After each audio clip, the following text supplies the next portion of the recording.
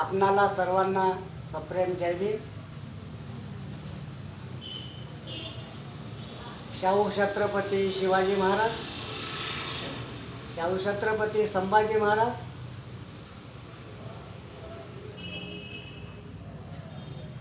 शाहूजी महाराज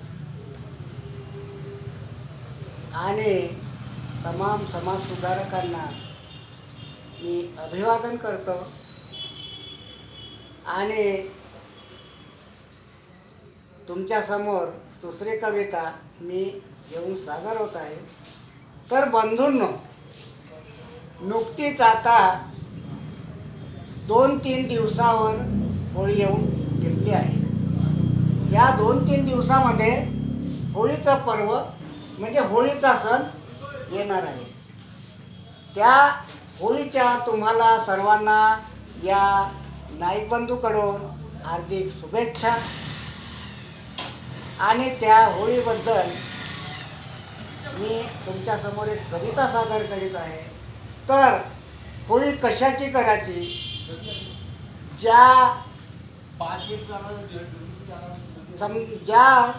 काही वस्तू कचरा काडी जमा झालेली आहे आणि त्या कचरा काडीच्या दुर्गंधामुळे जे काही आपलं स्वास्थ्य बिघडत आहे, आरोग्य बिघडत आहे,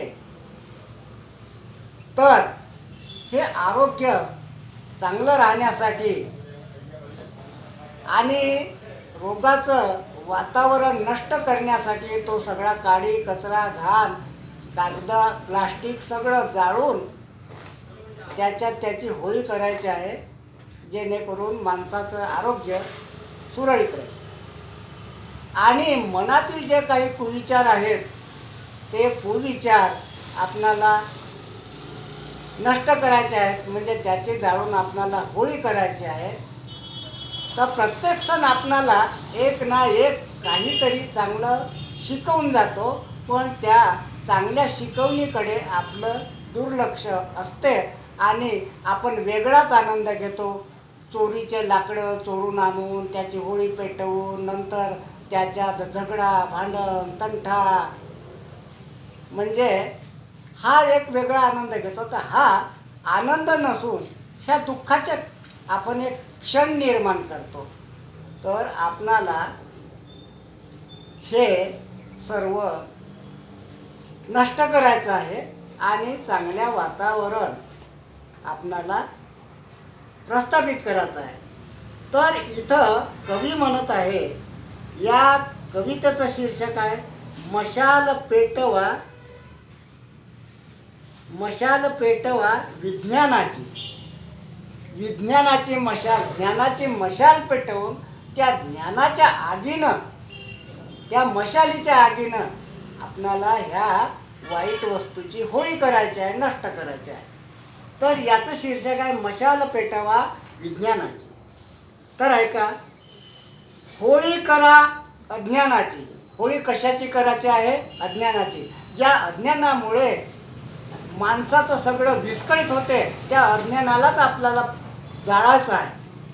तर होळी करा अज्ञानाची आणि मशाल पेटवा विज्ञानाची.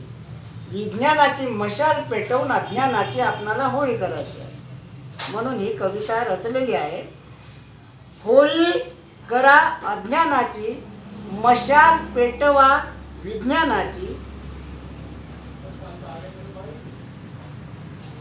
बनण्या इथे सुज्ञानाची, गरज आहे विद्वानाची. इथं सुज्ञान बनण्यासाठी गरज विद्वानाची आहे. तर होळी करा अज्ञानाची, मशाल पेटवा विज्ञानाची, बनण्या इथे सुज्ञानाची, गरज आहे विद्वानाची.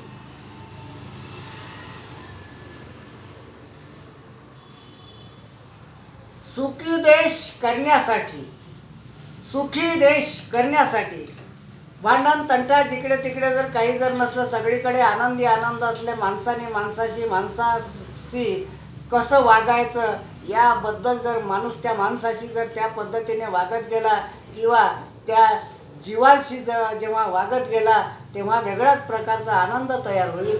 आणि म्हणून इथं असा आनंद प्रस्थापित करण्यासाठी विद्वान लोकांची जास्त गरज आहे. म्हणून दुसऱ्या कडव्यामध्ये घेतलेलं आहे, बनण्या इथे सुज्ञानाची गरज आहे विद्वानाची. तिसरं कडवं आहे, सुखी देश करण्यासाठी. सुखी देश करण्यासाठी आहे गरज ज्ञानाची. सुखी देश करण्यासाठी आहे गरज ज्ञानाची. चौथ्या कडव्यात आहे, गरज नाही धनवानाची. ज्याच्याजवळ धन संपत्ती सगळं काही असेल, पण माणसाशी माणसाने कसे वागायचे याची जर त्याला जाणीव नसेल आणि तो आपल्या धनाच्या उर्मीमध्ये जर राहून जर तो वागत असेल तर तेही काही कामाचं नाही. माणसं तुटतील. माणसापासून माणसं तुटतील. माणसाला माणूस जोडायचा आहे.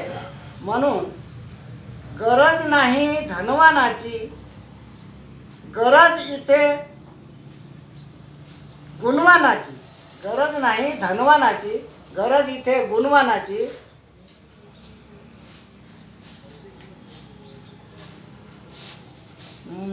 होळी करा अज्ञानाची, मशाल पेटवा विज्ञानाची. मान देशाची उंचावण्यासाठी गरज विद्येच्या साठ्याची. या देशाची प्रत्येक माणसाची जर मान उंच होत असेल तर एक माणसापासून जर असे जर उंच मान होत गेली तर आखरी स्टेप पर्यंत देशापर्यंत जर पोहोचली, प्रत्येक माणूस जर त्या पद्धतीचा जर झाला तर काय होईल, मान देशाची उंचावण्यासाठी गरज विद्येच्या साठ्याची. विद्येचा साठा जमा करत गेल्यानंतर त्या विद्येतूनच आपणाला सगळं काही शिकता येईल. सगळी काही आपली स्वतःची प्रगती होईल. स्वतःच्या प्रगतीनुसार देशाची प्रगती होईल. तर अशा पद्धतीची ही दुसरी कविता तुमच्या समोर, पेटवा मशाल विज्ञानाची, ही तुमच्या समोर सादर केलेली आहे. आणि ही कविता इथंच समाप्त करून मी तुमचा जय भीम घेतो आणि इथंच मी माझा ह्या कवितेचा सारांश पूर्ण करतो. जय भीम, जय भारत बंधूंनो. तर अशा पद्धतीची आपल्याला होळीचा आनंद घ्यायचा आहे. तर पुन्हा एकदा तुम्हाला होळीनिमित्त या नाईक बंधूकडून सगळ्यांना हार्दिक शुभेच्छा. जय भीम, जय भारत.